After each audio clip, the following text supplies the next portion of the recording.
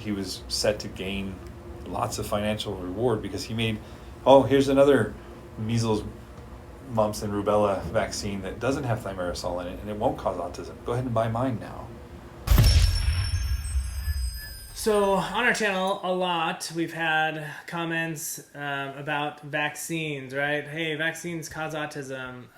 Or do they cause autism? Do they cause autism? And lots of questions and different things. And honestly, our response has always been, we didn't see any correlation with autism, the autism of our kids and vaccines. So you can see like Ezra's video here of his learning about his autism. And then also Simon's video here about learning about his autism. And we wanted to not just get a yes or no. We wanted to know why. Why do they or why don't they? Obviously, people are going to have very strong opinions on this subject. And that's why we didn't just come up and tell you all of our opinions, because we wanted to show you a professional opinion and then also get your opinions as well. Just try and be respectful. If there are hateful comments, they will be deleted. Please don't take that personally. We're going to do that with everyone. So we hope you understand and keep your comments kind and thoughtful to other people's feelings. Yeah, because it's a very heated and emotional topic. Like I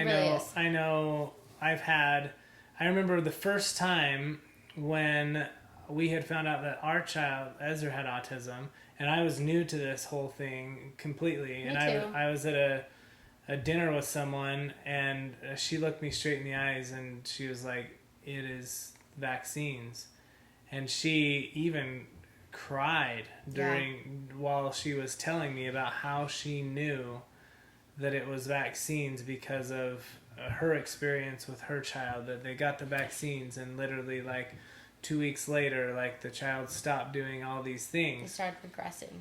And again, I was just like, well, that's interesting. That's her experience. Yeah, it's not what we experienced. So again, being completely transparent, like I had no reason to believe one or the other. I just knew that with us, again, we didn't see that correlation at all. And so we went and asked the professional about it. So here's what he had to say. All right, there is a lot of speculation and controversy online about the subject, so we would love to hear your professional opinion on where autism comes from. Like, what is the latest data-driven information out there? So this is what we call etiology, right? Mm-hmm. Where does it come from? So I worked with Dr. Eric Courchain, and he is a world-renowned respected researcher in autism. He established this principle that head circumference had something to do with autism. And so then the question became, okay, let's look at the brains of children with autism and see what we can figure out in comparison.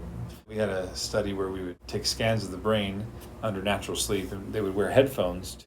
We had a social sound, and I don't remember what exactly it said, but it was something similar to like, "Hi, you're so cute. Hey, how's it going?" Motherese type language.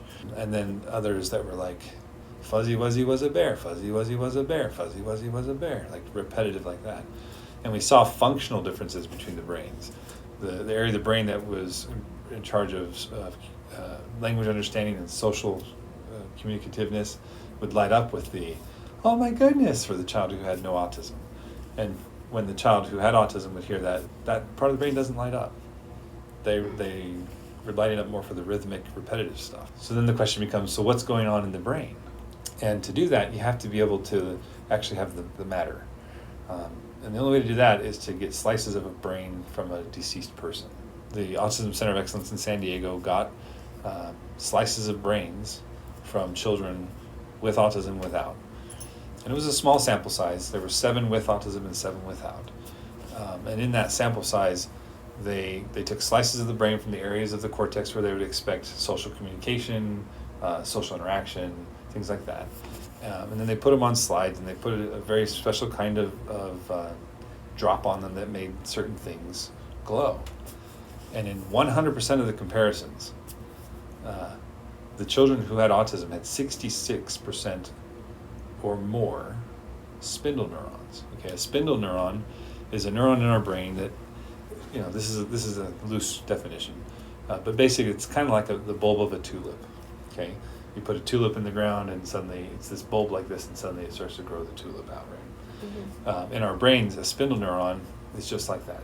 With fatty acids and proper nutrition, we extend these dendrites, and dendritic extension is how we make connections in the brain. The dendrite passes the neurochemical transmission of message through this dendritic connection. Now, two things we found. So here's a normal brain with dendrites that are connecting, right? Put 68% more fingers in there. It's a jarbled mess. Yeah. Connections are not smooth, they're not clear, and they're not functional. The other thing that we found was that some of those spindle neurons across the cortex did not respond to the environment and did not grow. They were sort of dead on arrival. And where it was on the cortex was very predictive of deficits in language skill and in social communication and social interaction.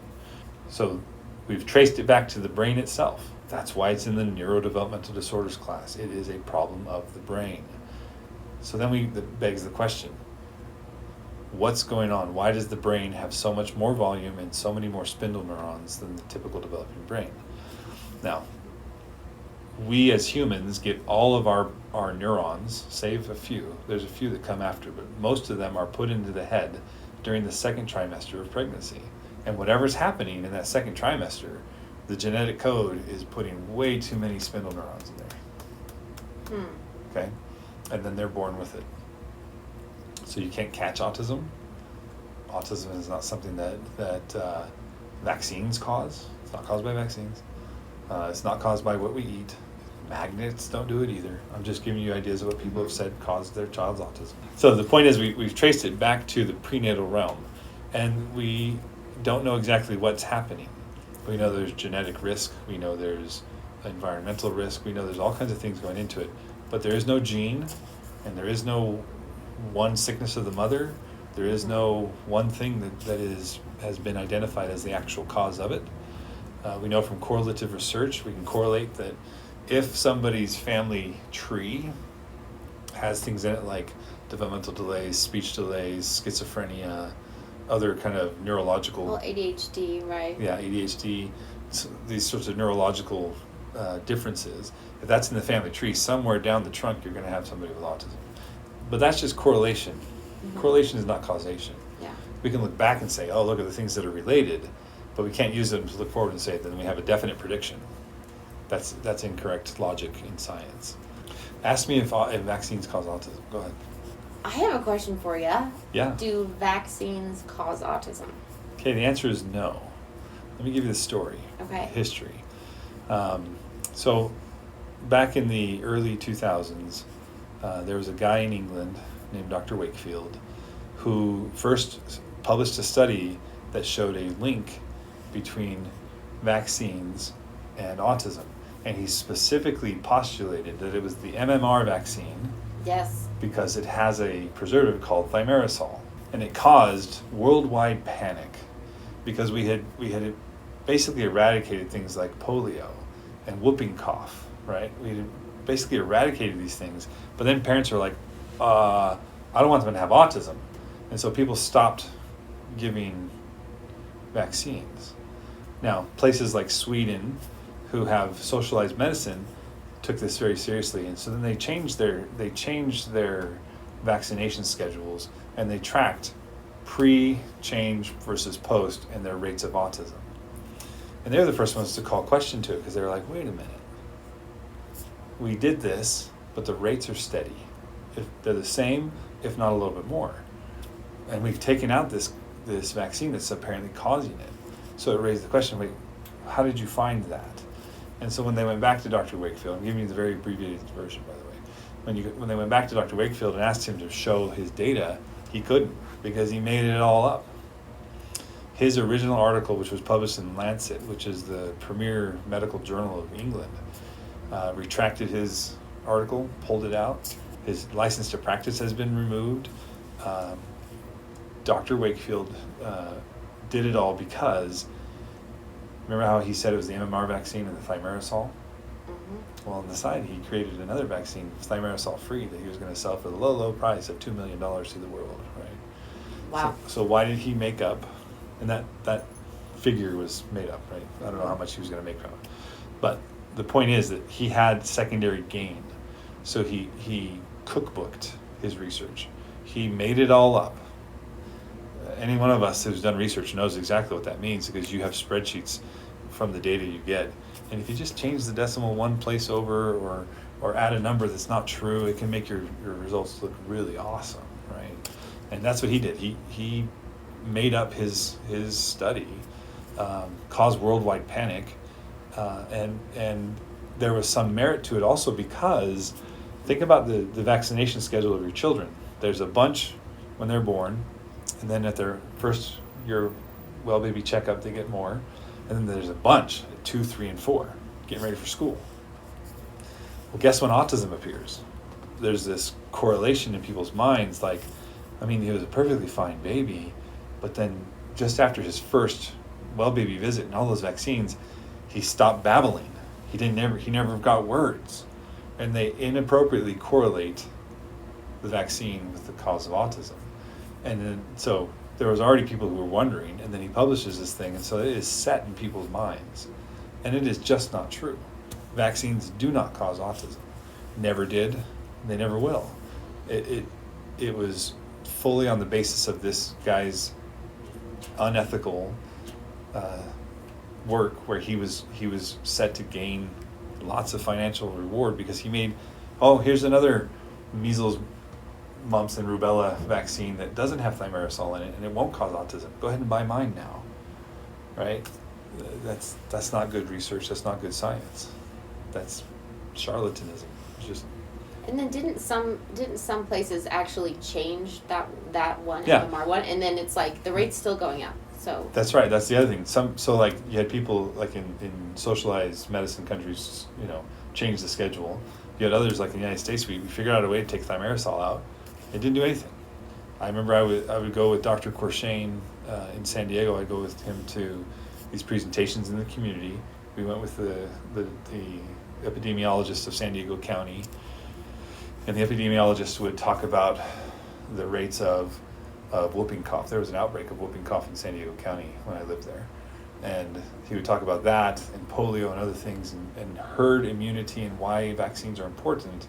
And then Dr. Courchaine would get up and discuss how vaccines are not causing autism. He had this analogy. He said, why does the light turn on? You flip a switch and it turns on. And you take for granted the science behind what it takes to make that happen. It's an electrical impulse, and they figured out how to control it well enough to keep it contained so that it can turn the light on. You trust that science, but you don't trust the science when I tell you vaccines are not caused by autism. What's your hang-up? And the hang-up, in my opinion, is just my opinion. I believe the hang-up is that toys with people's emotions. It feels like it happened that way, so it must be true. And vaccines just don't cause autism. we got a comment that said stimming is like a cigarette. Now this person that was commenting was not autistic, and we decided to respond to them. And we responded in this video here. And our autism playlist is here.